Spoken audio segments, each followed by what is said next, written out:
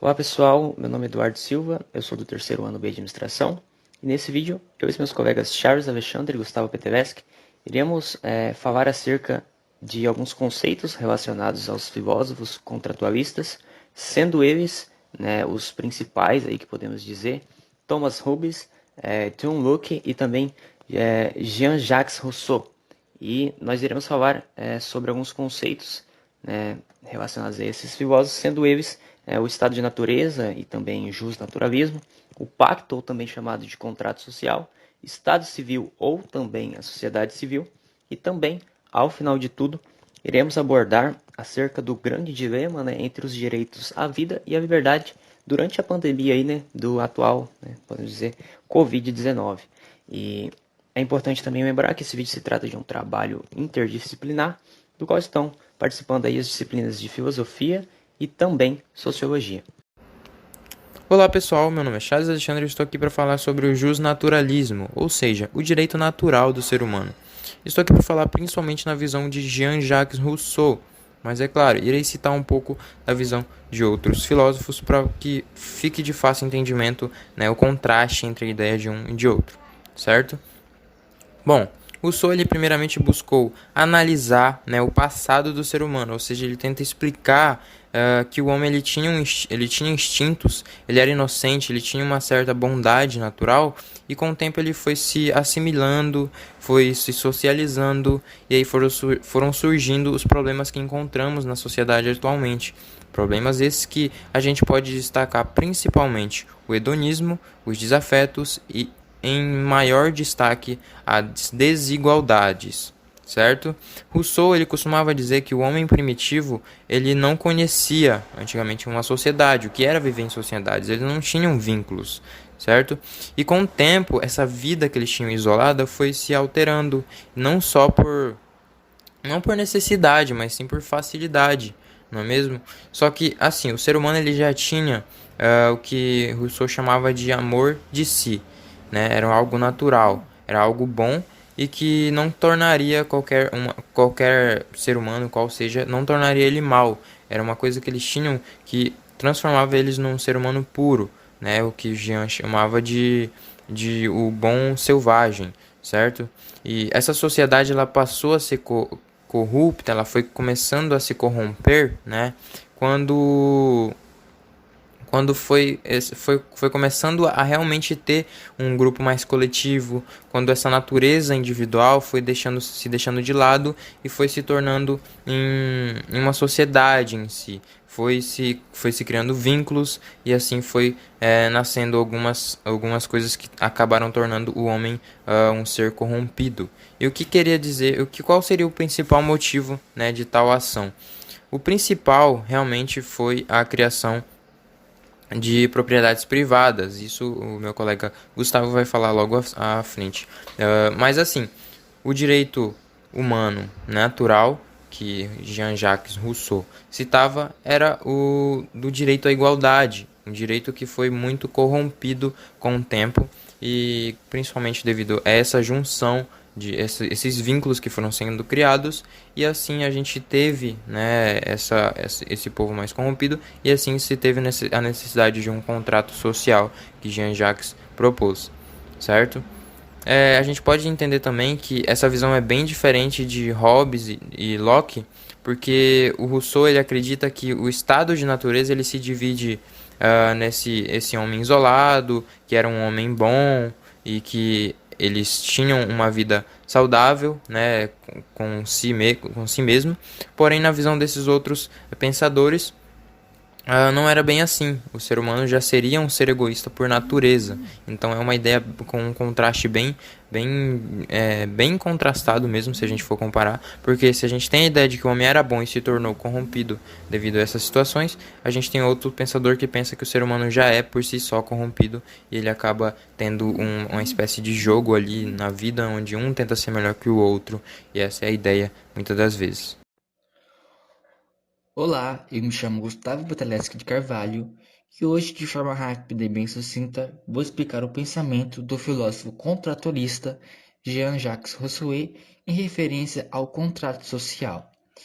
Visto tal conjuntura, Rousseau ele propõe um contrato social através do racionalismo, utilizando as leis naturais e a essência humana, de maneira que tal contrato pudesse ser realizado mediante a uma transformação política e educacional. E essa transformação seria feita utilizando o método da desnaturação. O método aludido se embasa fundamentalmente na concepção de educação. Em outras palavras, haveria uma modificação na consciência do homem e do modo a torná-lo um cidadão consciente e racional, capaz de ver que a equidade e o amor de si seria o homem natural reformado, ou seja, o cidadão. Destarte, ou Pacto de Rousseau, tornaria os homens conscientes de seu papel, submetendo-os a si mesmo pelo seu bem comum. Todos seriam cidadãos com plena capacidade intelectual para governar. Em suma, todos se submeteriam à sua própria vontade, visto que todos os cidadãos teriam poder da decisão política, eliminando, portanto, as desigualdades políticas, já que não há mandante e obediente. Bom, pessoal, agora eu irei falar um pouco acerca do conceito de sociedade civil, né, ou Estado civil, segundo os grandes filósofos contratualistas, sobretudo o filósofo de Jean-Jacques Rousseau. Primeiramente, eu irei começar falando acerca, né, do conceito segundo Thomas Hobbes. Né. Para o filósofo Thomas Hobbes, para resolver o problema, né, que o Estado natural haveria adquirido, né, a grande guerra que existiria entre as pessoas, os homens eles teriam que fazer um acordo entre si, né, para não se ameaçarem uns aos outros, que é o contrato social. Aí, esse contrato social, a garantia do seu cumprimento, seria dada por meio daí da criação do Estado civil, né, ou sociedade civil. Seria uma espécie de instituição política com um governante, que seria um governante soberano, né? Ou seja, a gente tem aqui uma política do absolutismo, né? Na ideia de Thomas Hobbes, onde a gente teria um soberano que teria um poder ilimitado, e esse poder ele seria legitimado pelos próprios cidadãos, né? Para garantia do direito à liberdade, né? Entre a sociedade. Então, de uma maneira bem simples, né, e sucinta, seria essa a ideia de Thomas Hobbes. A gente teria aí uma espécie de monarquia como governo ideal. Né? Então, o chamado absolutismo. E agora, também de uma maneira bem rápida e sucinta, eu irei falar acerca das ideias, né, do filósofo John Locke, segundo aí o conceito de sociedade civil, ou também chamado de Estado civil. Para John Locke, as pessoas elas já possuíam os seus direitos naturais durante o estado de natureza. Porém, não existiria garantia total de que esses direitos iriam ser respeitados, né?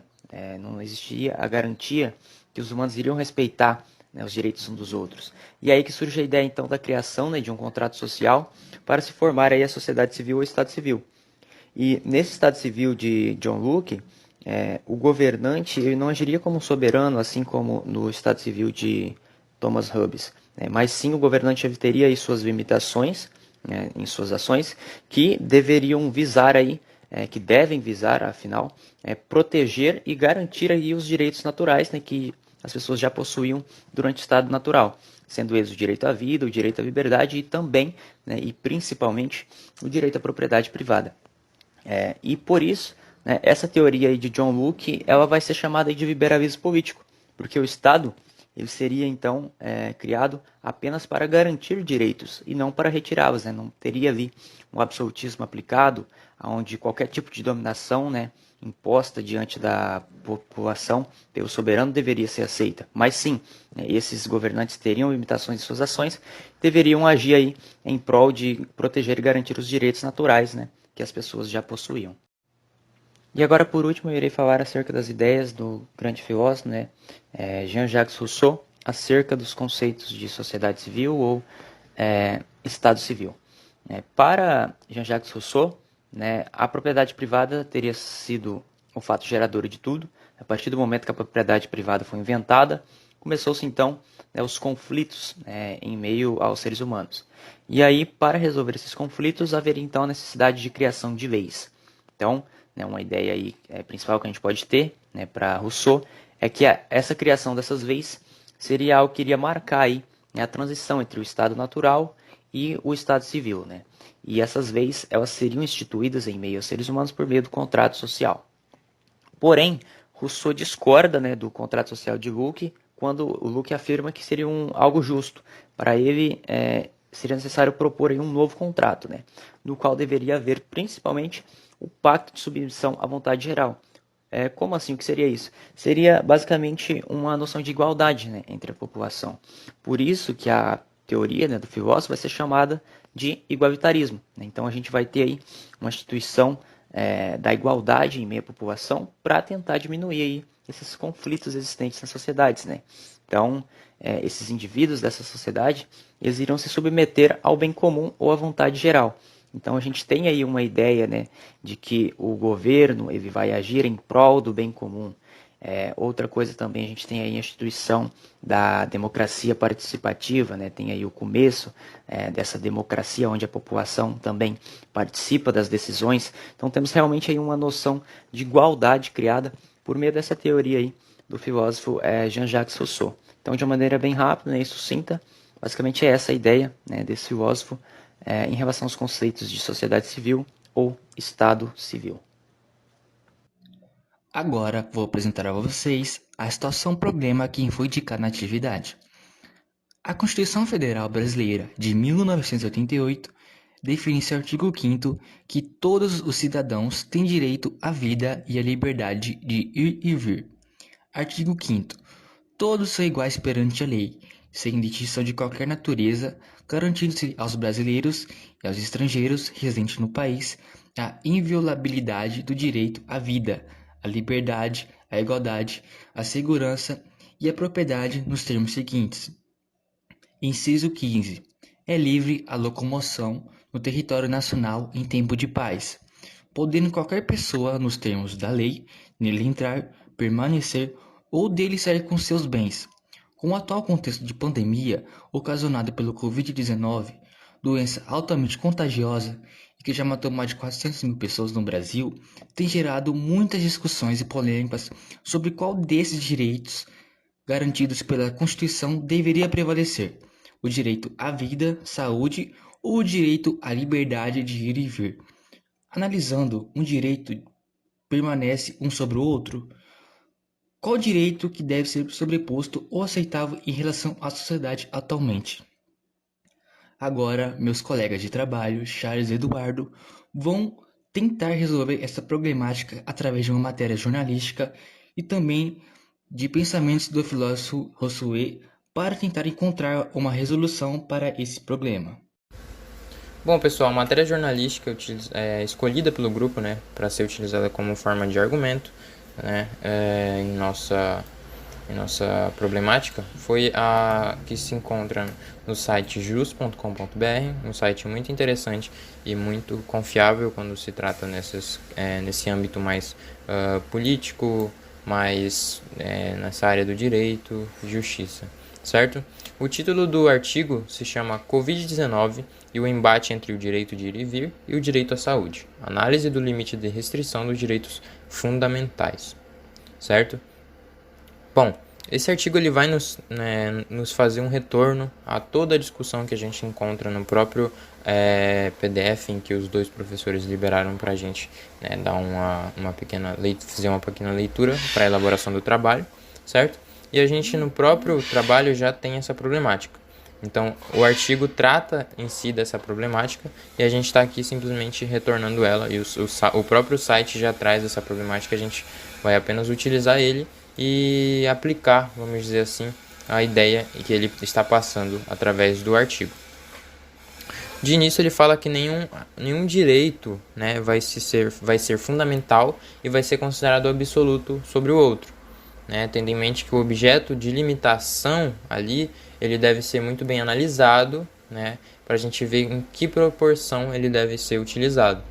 Então a gente vai ter que estabelecer medidas, essas medidas vão ser respaldadas pela adequação e a necessidade que a gente vai encontrar nessas situações é analisar o custo-benefício de tais ações, né, de tais ações. E o que seria essa ideia de custo-benefício? A gente, no caso, o governo em si, né, o Estado, precisa analisar se a situação ela vai favorecer essa questão de vai favorecer mais o direito à vida ou o direito, né, de ir e vir? Qual que seria mais importante e mais vantajoso em maior escala, não é mesmo? Então, se a gente for seguir essa ideia de que o direito a ir e vir vai ser interessante, vai ser importante para a sociedade, a gente mantém. Porém, se a gente vem seguir a ideia de que o direito à vida vai ser mais importante, vai ser mais vantajoso à sociedade, a gente tem que, de certa forma, isso é de forma natural, a gente vai se sobrepor, a gente vai seguir mais a esse direito, não é mesmo? Então, se a gente dá uma olhadinha, eu vou reler o artigo 5º aqui, né, que diz o seguinte: todos são iguais perante a lei, sem distinção de qualquer natureza, garantindo-se aos brasileiros e aos estrangeiros residentes no país a inviolabilidade do direito à vida, à liberdade, à igualdade, à segurança e à propriedade nos termos seguintes: é livre a locomoção no território nacional em tempo de paz. Aqui a gente já entende um momento, né? Podendo qualquer pessoa, nos termos da lei, nele entrar, permanecer ou dele sair com seus bens. Ou seja, em tempos de paz, a gente já tem uma pequena ressalva em relação a isso, né?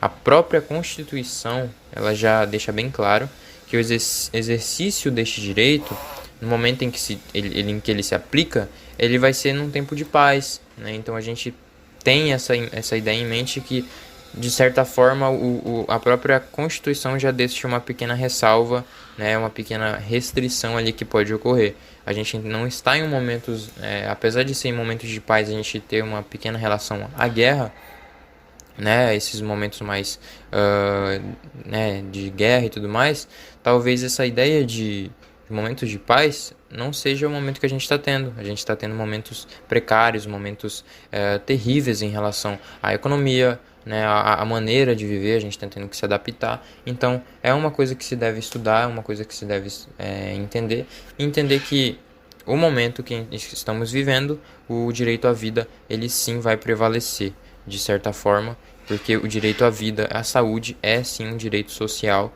e se a gente trata como um direito coletivo, ele vai favorecer a todos. Então, da mesma forma que a gente está tratando de uma doença muito contagiosa, se a gente libera para uma parcela de gente a questão de viagem, a gente pode facilmente, né, lançar mais áreas, né, podem pegar esse vírus, mais pessoas podem pegar esse vírus, e isso acaba atrapalhando, né, o trabalho em que as empresas já estão, o governo já está fazendo, não é mesmo? E além disso, aumenta o número de índice de contaminados, assim acaba atrapalhando ainda o direito à vida. Então é um direito que precisa ser bem trabalhado e, assim, na nossa opinião, na opinião do grupo, o direito social à saúde, à vida, ele vai sim prevalecer nessa situação. E agora vamos resolver esse problema aí, né, desse dilema existente entre o direito à vida e o direito à liberdade durante a pandemia do Covid-19, segundo as ideias, né, do filósofo escolhido por nós, que é o Jean-Jacques Rousseau. Bom, Rousseau vai ter uma ideia aí, falando agora de estado de natureza, de um estado onde o ser humano ele seria livre, ele viveria isolado e se sentiria autossuficiente, ou seja, ele estaria sozinho, mas isso era suficiente para ele ficar vivo, para ele sobreviver, né? E esse ser humano ele teria aí uma vida livre, sem nenhum tipo de lei ou pessoa para incomodar, importunar, enfim, não haveria pessoas ali presentes na vida, ele estaria em isolamento social. O que seria ideal, né? Vamos, se a gente já for raciocinar e relacionar, né? A gente teria um estado de natureza para Rousseau, onde o ser humano viveria em isolamento social, algo que a gente tem que fazer nesses tempos de pandemia, certo? Viver em isolamento social. E aí, nesse estado de natureza, isso seria suficiente, sabe? Viver em isolamento social seria algo possível e sem nenhum tipo de problema. Então, a gente não precisaria de ninguém, certo? É algo muito adequado para uma pandemia, né? Onde o contato pode, enfim, espalhar cada vez mais, né, o vírus, né? Porém, com o passar do tempo, esse ser humano iria se aproximar de outros seres humanos. E não por necessidade, né, mas sim por facilidade. Então, há um entendimento desse ser humano de que mais pessoas podem facilitar um pouco mais sua vida. Então a gente tem aí o início da sociedade. Então a gente tem uma aproximação aí para facilitar a vida, né? Não sendo algo necessário, mas algo que facilita mais. A gente vai ter aí ideia de conforto, segurança, a formação de famílias, enfim, algo que vai facilitar um pouco mais a nossa vida. Porém, né, a gente sabe que isso é algo que, infelizmente, nos dias de hoje, não é muito uma boa ideia, né? Porque assim a gente só vai espalhar cada vez mais o vírus. Então, assim, uma ideia de se resolver, vamos dizer assim, esse dilema entre os direitos à vida e à liberdade, a gente fala, pô, mas se eu não posso me aproximar de outras pessoas, então tá infringindo a minha liberdade, né? É igual meu colega Charles citou anteriormente, né? O direito sobre a vida, de certa forma, ele se sobressai, né, sobre a liberdade, porque assim, o que que acontece, né? Sem vida, como nós vamos ter liberdade, né? Porque se a gente, vamos colocar assim, se a gente se aproximar, criar aglomerações nesse tempo, né? A gente vai espalhar o vírus e aí mais pessoas vão perder a sua vida. Então, o direito à vida, sim, tem uma certa maior importância, vamos dizer assim, entre aspas, do que a liberdade nesse momento. E essa foi a relação que foi possível estabelecer aí, né? Uma sociedade de estado de natureza talvez seria algo muito ideal, né, para o tempo que estamos vivendo, né? Esse estado de natureza definido por Rousseau, né, onde as pessoas não teriam contato entre si e viveriam em isolamento social, porém autossuficientes, né? Bem, seria algo possível e que não provocaria nenhum tipo de problema, né? E muito adequado para a situação da pandemia, onde o vírus não iria se espalhar e assim o direito sobre a vida iria sobressair aí, né, e prevalecer, para depois que tudo isso acabar a gente ter aí a liberdade novamente, né, de fazer as coisas que a gente gosta, sair com as outras pessoas, com os nossos... Bom, aqui estão as referências que utilizamos de imagens para a elaboração dos slides. E aqui está a referência que utilizamos para fazer a pesquisa. E é isso, muito obrigado por assistir.